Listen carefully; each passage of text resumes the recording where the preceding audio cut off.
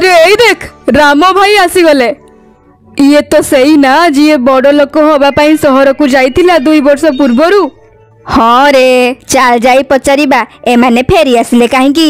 जेतेबेले सेमाने राम पाखकु जाती तो तार अवस्था बहुत खराब थाए। अरे राम भाई तुमे तो सहर को बड़ लोक हवा पाई जाइथिलो ताहाले तुमर एमिति अवस्था। भाई एबे किछि कहिबा अवस्था रे मु नाही। आमे स्वामी स्त्री 300 किलोमीटर दूररु चाली चाली आसीचु। आउ आमे दुई जण बहुत दिनरु भकिला अछु। जदि हेई पारिबो तो हमकु किछि दिनर चाउल डाली उद्धार देई जाओ भाई। तुमे चिंता करनी राम भाई मु गाँ मुखिया को 3-4 दिनर खाइबा सौदा तुम घर को पठेइबा पई जणै दउची। धन्यवाद रमेश भाई। मुखिया तांको घर को 7 दिनर सौदा पत्र पठेई दियंती। हेइटी सुनुच आउ केते दिन जाए आमे गाँ लोकन को लुचेई की रखिबा कि आमे सहर रु कोन पई पळे आसिलु बोली। ताहाले आउ कौन कही थांते जे सहर रे रही आम ऊपर बहुत करज हो गला आउ आमे ताकू सुझी न पारी गाँ को पळी आसीचु। ताहाले तो आमको जो सहायता आउ खाइबा पत्र से माने देइचंती से सब भी देई न थांते। हाँ कथा तो तुम्हें ठीक कहूच। देख मालती जोटा भाग्य रे अच्छी ताकू केही बदलई पारिबेनी। चलो एबे सोई पड़ बहुत राति हेलानी। मु काली सकाळु मुखिया को सह कथा हेई किछि काम आरंभ करिबा पई चेष्टा करिबी। ता पर दिन राम मुखिया को देखा करे आउ निजे जो बेरोजगार अच्छी तार कारण मुखिया को जणाए। देख राम तू एई गाँ रो पुओ आउ एबेठू एई गाँ रे रही किछि काम धंदा आरंभ कर। आपण ठीक कहिचंती आज्ञा। एमिति रे भी सहर रे मु पूरा दिन ऑटो चलाउतिली आउ संध्या बेल को मालती आउ मु गुपचुप रो ठेला लगाउतिले। आउ एबे मु भाबुतिले कि एई गाँ रे भी गुपचुप बनेई की बिक्री करिबी। हाँ हाँ एइटा तो बहुत भलो विचार। एमिति रे भी आम गाँ रे जणे भी गुपचुप वाला ही नहीं। निज जमी को बंधा पकई मालती आउ राम गुपचुप रो ठेला खोली नेले। से माने ठेला खोली छिड़ा होइतिले कि सेतिकी बेले तार पिला बेलर सांग दीपक आसीगला जी कि गोटे गाँ रु आउ गोटे गाँ को ऑटो चलाउथिला। अरे वाह मो सांग आज नुआ व्यवसाय आरंभ करिछि किंतु तो मुह कोन पई सुखी जाइछि। कोन कहिबी सांग ठेला 2 घंटा हेलानी खोली बसिछि हेले पर्यंत बहनी भी हेइनी। अच्छा कहिलु केते टंका करी तू गोटे प्लेट गुपचुप दउचु। भाई 10 टंका रे 7टा गुपचुप दउचु। अच्छा भाउज ताहले मो पई गोटे प्लेट दे दियो। राम ताकू गुपचुप बनेई बनेई खुआइबा को लागिला। गुपचुप खाइबा मात्रे दीपक कहिला अरे वाह ये तो सतलो अमृत भलिया लागुची पूरा टेस्टी। किछि दिन भितरे तांकर गुपचुप रो व्यवसाय बहुत भलो चलिबा को लागे। दिने गाँर मुखिया तांको ठेला को आसंती। राम तते मोर गोटे कथा कहिबार थिला। आज्ञा हो कुहंतु ना।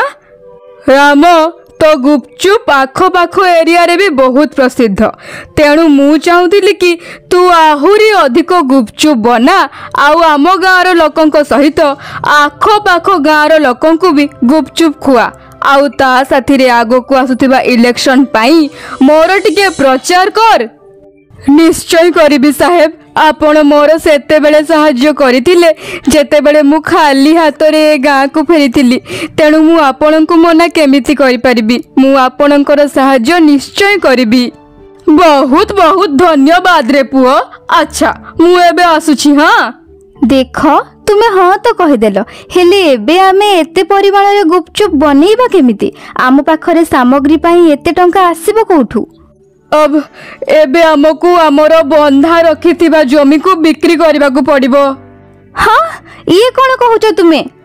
जदि व्यवसाय भलो चलिबो ताहले सेई टंका रे आउ गोटे जमी किणी नबा किंतु मु मुखिया को कथा देई सारिछि एबे मु पछकु हटि परिबिनी। आउ एमिति भाबरे राम ता जमी को बिक्री करिदेला। भाग तू ये की कथा कहूचु। आम भितर टंकार कथा केते बेले आइतिला। तू तो जमी बिकी देलु एथिरे मु कोन करबी।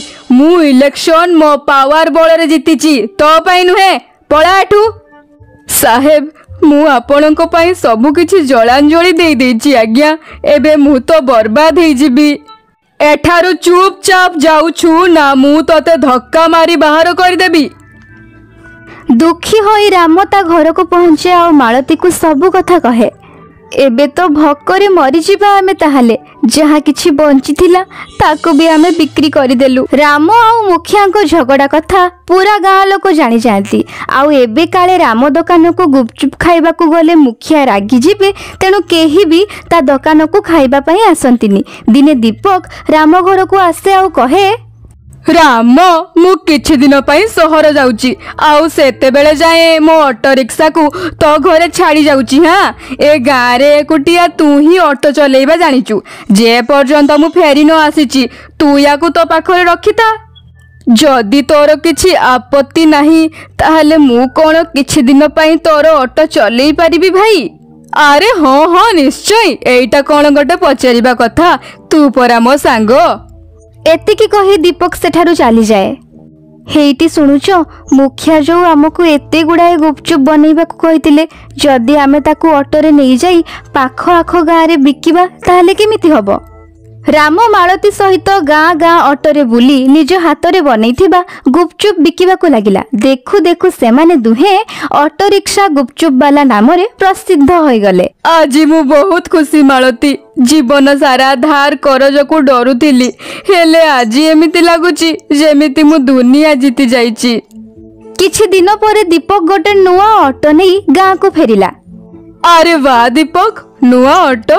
ହେଲେ ତୋ ପାଖରେ ତ ପୂର୍ବରୁ ହିଁ ଗୋଟେ ଅଟୋ ଅଛି ନା, ତାହେଲେ ଆଉ ଗୋଟେ ଅଟୋ କ'ଣ ପାଇଁ? ଆରେ ସେ ଅଟୋଟା ପୁରୁଣା ହେଇଗଲାଣି ୟାର, ମୁଁ ତ ତାକୁ ବିକିଦେବି ଭାବିଛି। ଏବେ ମୁଁ ଗାଁରୁ ଗାଁକୁ ନୁହେଁ, ବରଂ ଗାଁରୁ ସହର ପର୍ଯ୍ୟନ୍ତ ଯାତ୍ରୀକୁ ନେଇକି ଯିବି। ନୂଆ ଅଟୋ ତ ଦରକାର ନା। ଯଦି ତୁମେ ଖରାପ ଭାବିବନି ତାହେଲେ ଦୀପକ ଭାଇ, କ'ଣ ତୁମେ ଏ ଅଟୋ ଆମକୁ ବିକ୍ରି କରିପାରିବ?